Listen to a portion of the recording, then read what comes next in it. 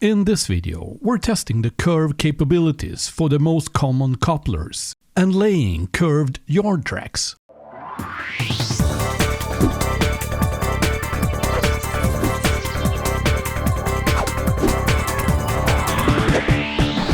Hello and welcome to a video tutorial in which we will deep dive into the world of couplings. This video is sponsored by Model Railroad Academy. Model Railroad Academy is an online resource where you can find information, inspiration and helpful tips for your model railroad.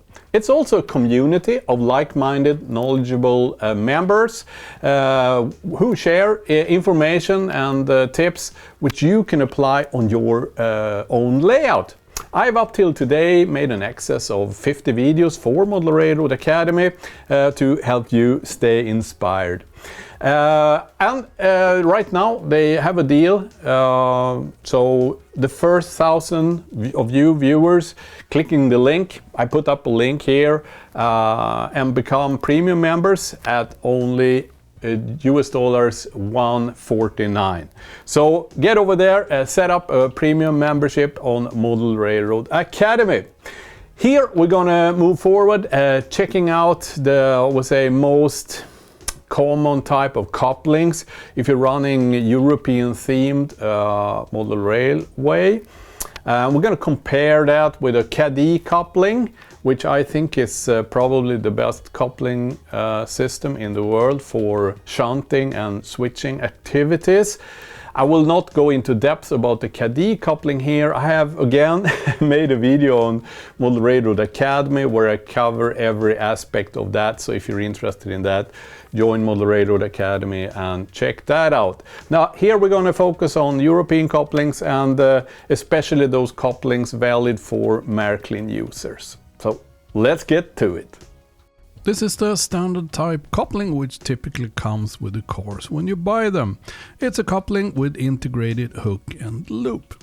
I used quite a lot of these on my first layouts, but found that the vibration coming from the wheels traveling over the tracks makes the loop jump up and down like this, and that leads to accidentally uncoupled cars. Then this version came along in the market. It has a plastic spring which holds the loop down, so no accidental disconnect of cars anymore, but impossible to use for shunting or switching activities. So one can say that the pros with this coupling is low closure force, then it also supports uncoupling tracks. But the cons are low reliability, high slack, and also it requires an uncoupling device. An additional drawback for me running Marklin is that it doesn't work well with locomotives equipped with this newer type of helix coupling. It only works with Marklin short couplings. And that leads us into the next type of coupling, which is Marklin short couplings. It basically has the same design with integrated hook and loop, but has guide pins on each side to prevent vertical movement, a movable lid over the hook, which prevents the loop from coming off the hook due to vibration. This lid also allows you to uncouple a number of cars, push them into position, and then reverse your locomotive without having the cars to recouple. So this coupling allows you to have really tight buffer-to-buffer train sets. Looks fantastic, it's kind of stiff, so all of the movement has to come from the NEM mechanism. So the pros with the Marklin short couplings is high reliability, low closure force, but the cons are it's very wide and short, so when you retrofit these couplings into other manufacturers' cars, they may hit detailing such as buffers on those cars, and they only couple mainly on straight tracks. They're very sensitive to curved tracks and they require an uncoupling device. This is the Fleischmann Profi coupling. It's basically a hook coupling with the option to disconnect using uncoupler tracks. It's one of the best hook couplings in the market, I think, and it's also kind of discreet.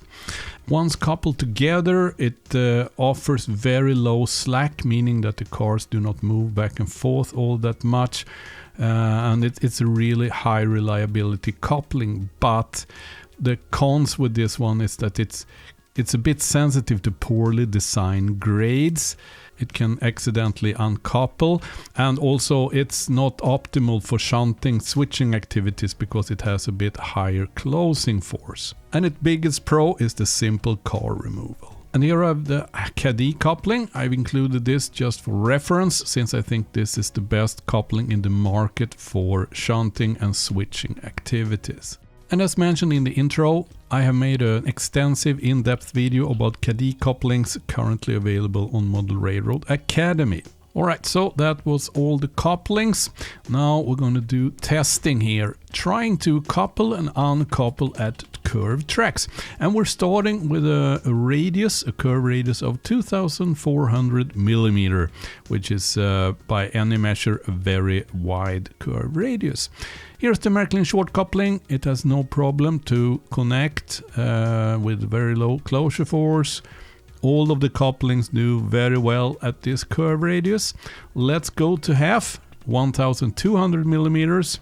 The Marklin short couplings does well here too. The Profi and the Kadee, of course. Now we're reducing the curve radius to 920 millimeters.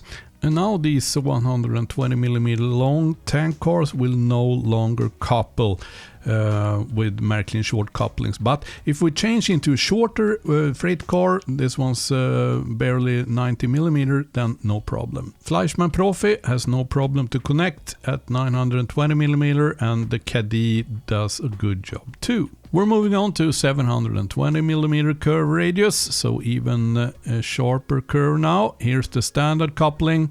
It does couple. The Marklin will of course not couple, but on shorter wheelbase it does still couple. And the Profi, no problem, and the Kadee, of course, no problem. So to summarize this, one can say that standard couplings works well down to 720 millimeter curve radius. Marklin short couplings needs 1200 millimeter. Fleischmann Profi 720, and the Kadee works fine all the way to 540. With this knowledge, I moved over to make real-life shunting, switching tests in low speed. Starting with a 2400 millimeter curve radius. I will not show you the video of all the couplings being tested this way. Instead, we're moving directly over to the summary. So at low speed shunting, the standard couplings works well down to, I would say, 1200 millimeter curve radius. Marklin short couplings need at least 2400 millimeter curve radius. Fleischmann Profi works down to 1200 and Kadee down to 920. So with this insight about the coupling capacity, I started to lay out the curved tracks in my yard. I started with 2400 millimeter and realized that was way too sharp curves for my size layout. So I ended up with 4800 millimeter curved tracks with a 55 millimeter spacing, and then I got the appearance I was looking for.